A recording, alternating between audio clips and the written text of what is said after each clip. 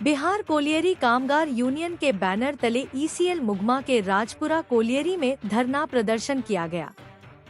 13 जून से मुगमा क्षेत्र की सभी कोलियरियों में बीसीकेयू का अनिश्चितकालीन धरना जारी है। यूनियन ने खदान बचाने और मजदूरों की लंबित मांगों को लेकर प्रबंधन पर अनदेखी का आरोप लगाया है। यूनियन नेता आगम राम ने बताया कि खदान बचाने और मजदूरों की लंबित मांगों को लेकर आंदोलन किया जा रहा है। सभी मांगे नियम के तहत हैं, लेकिन प्रबंधन पूरा नहीं कर रहा है। बहुत सारे मजदूरों का ग्रेजुएटी पेंडिंग है, ड्यूटी पेंडिंग में है, पीएफ भुगतान में भी लंबा समय लग रहा है।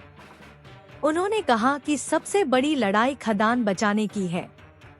क्षेत्र में आए दिन कोयला चोरी हो रही है। यह एक भयंकर समस्या बन गई है, जिसके कारण ईसीएल घाटे में जा रही है। बैजना कोलियरी की खदान सुखाने का काम अब तक पूरा नहीं हुआ है। आगम राम का आरोप है कि प्रबंधन इन सभी सवालों से भाग रहा है। केंद्र सरकार कॉरपोरेट के दबाव में मजदूरों की आवाज दबाना चाह रही है, ताकि मजदूर आंदोलन न कर सके। इसी को लेकर 2 जुलाई को पश्चिम बंगाल के साक्टोरिया स्थित ईसीएल हेडक्वार्टर पर महाधरना प्रदर्शन का कार्यक्रम होगा। इसका नेतृत्व निरसा विधायक सह बीसीकेयू के महामंत्री अरूप चटर्जी करेंगे। हमारी मांगे जायज है। 2 जुलाई को अब महाधरना को सफल करें। 2 जुलाई को महाधरना को सफल करें।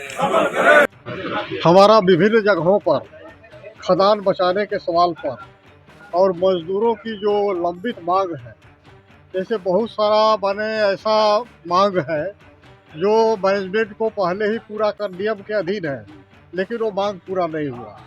मजदूरों का जो आश्रित का एम्प्लॉयमेंट का सवाल है, उसमें बरसों समय लग जाता है।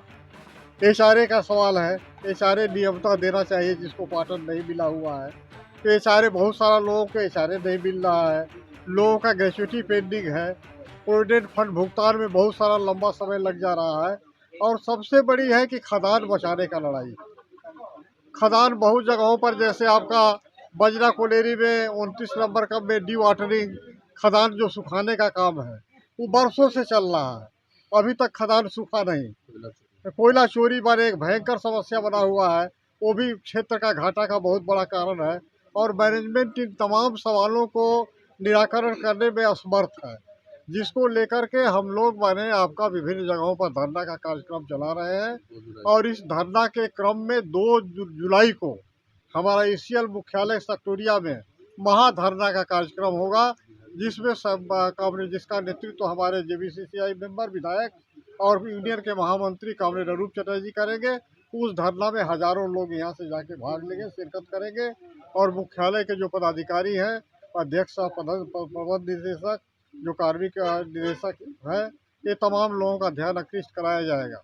क्योंकि अब देखिए, दिन प्रतिदिन एक तो कोयला उद्योग का निजीकरण होते जा रहा है। सरकार ने और कोल इंडिया ने जो मजदूरों के लिए श्रम कानून बना था, 44 श्रम कानून, सभी श्रम कानून को इन लोगों ने समाप्त कर दिया और उसकी जगह पर 4 लेबर कोड ला दिया।